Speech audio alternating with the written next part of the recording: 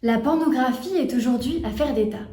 En 2022, le Sénat publie un rapport d'information sur l'industrie de la pornographie dans le but d'en restreindre l'accès aux mineurs.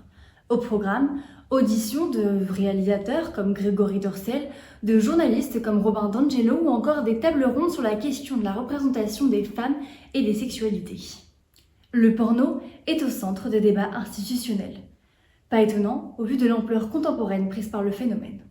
On recense 100 millions de visiteurs par jour, dont 24% de femmes et 76% d'hommes. Mais alors, le porno, est-il seulement une composante de nos sociétés développées ? Internet a bien sûr accentué le développement de masse de la pornographie, pourtant l'appel à la luxure et au fantasme n'a pas attendu la révolution cinématographique pour faire ses débuts. Parce qu'en effet, le porno, ce n'est pas seulement les films amateurs que vous regardez sur votre navigateur privé. Non, le porno, c'est bien plus que ça. La définition du porno réside dans la présence de représentations obscènes dans une œuvre. Finalement, le porno est vieux comme le monde puisque dès la préhistoire, on pouvait retrouver des Vénus paléolithiques aux courbes exposées. Revenons un petit peu plus précisément en arrière. Ah, l'Antiquité, époque d'honneur, d'honnêtes hommes, de guerriers et de pornographie. Il y a 2500 ans, les hindous s'amusaient déjà à orner leurs sculptures ou autres reliefs avec des couples en plein ébat sexuel. Chez nos amis grecs, romains ou autres perses, on retrouve des représentations de fantasmes quelque peu olé olé, statuettes, céramiques, sculptures, tout y passe. Souvent, la spiritualité y est associée. Des pénis sont même visibles sur des lieux de culte comme le temple de Dionysos. Chez les Romains, les fouilles de Pompéi ont permis de retrouver de l'art érotique jugé comme des décorations de bon goût par les Romains eux-mêmes.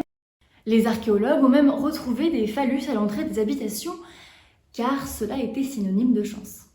Cependant, ces représentations à caractère pornographique questionnent les historiens quant à leurs usages. Est-ce par pur appétit sexuel, ou plutôt pour mettre en scène les interdits ? Il y a débat. Le christianisme au Moyen-Âge vient mettre un coup de bambou sur les représentations pornographiques. Le sexe pour le plaisir représente un péché originel. Ne vous inquiétez pas, ce long héritage préhistorique ne disparaît pas complètement, mais adopte plutôt l'adage « pour vivre heureux, vivons cachés ». Pour autant, en Inde, où la religion est l'hindouisme, l'art érotique se développe et on retrouve dès le IVe siècle le très connu aujourd'hui Kama Sutra. Si dans un premier temps la pornographie antique occidentale était plutôt réservée à l'aristocratie, l'invention de l'imprimerie permet la démocratisation dans le milieu à caractère érotique. Mais la pornographie connaît finalement son essor avec l'anticléricalisme des Lumières. Les Lumières, c'est un petit peu le cycle de tous les possibles. Marie-Antoinette est dépeinte au milieu d'orgies et autres rapports lesbiens. Le marquis de Sade, lui, met en scène des romans érotiques, violents, parfois allant même jusqu'à la mort. Son plus grand chef-d'œuvre, Justine ou les malheurs de la vertu. Je vous en laisse un petit aperçu.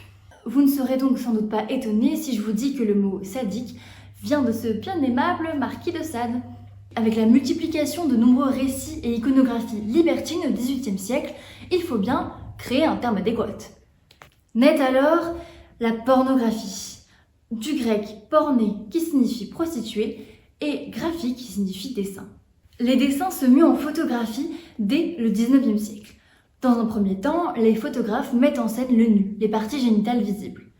Les ébats sexuels ne sont pas représentés en raison de l'impossibilité technique de prendre une photo rapidement.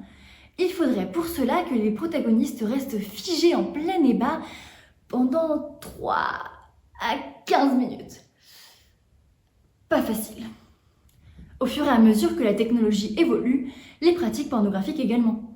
La presse et particulièrement les magazines permettent le début d'une diffusion de masse au XXe siècle.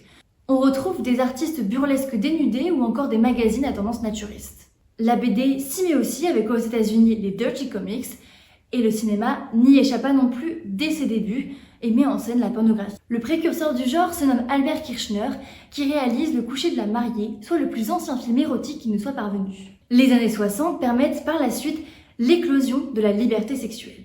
Le développement des cassettes rend la pornographie plus accessible et privée. À partir des années 1980, on constate la fin des productions pornographiques à gros budget au profit de plus petits films amateurs mais nombreux, prenant la forme du porno que l'on connaît aujourd'hui.